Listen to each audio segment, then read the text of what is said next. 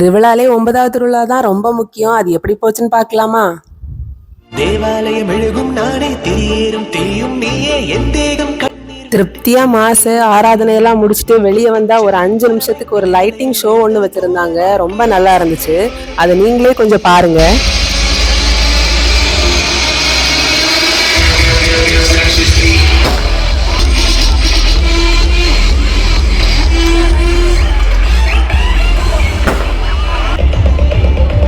இவங்க சின்னவங்கன்னு எல்லாரும் வைப் ஆயிட்டு தான் இருந்தாங்க. ரொம்ப இன்ட்ரெஸ்டிங்காவும் பார்த்துட்டு இருந்தாங்க. ஆனாலுமே கொஞ்சம் பயமா தான் இருந்துச்சு, மேல தீ ஏதாவது விழுந்துரும்னு. ஏன்னா கொஞ்சம் சேஃப்டி கம்மியா இருந்த மாதிரி தான் இருந்துச்சு. பட் நல்லா இருந்துச்சு. 9வது திருவிழால முக்கியமானது இந்த தேர்ப்பவனி தான். மக்கள் அவங்களோட கஷ்டங்களை சொல்றதுக்கும் இல்ல நன்றி சொல்றதுக்கும் தான் இந்த தேர்ப்பவனி.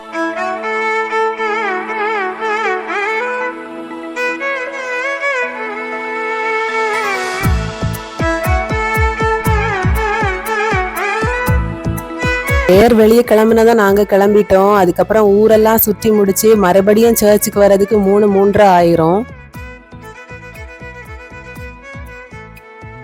தேர்ப்பவனி முடிஞ்சதுமே அங்க மறுபடியும் வான வேடிக்கை நடக்கும். நான் வீட்டுல இருந்து தான் பார்த்தேன். கிட்டத்தட்ட 3:30 4 மணி ஆயி திருவிழா முடிய போகுதுன்னு கவலையா தான் இருக்கு. ஆனா ரொம்ப சந்தோஷமா இருந்துச்சு.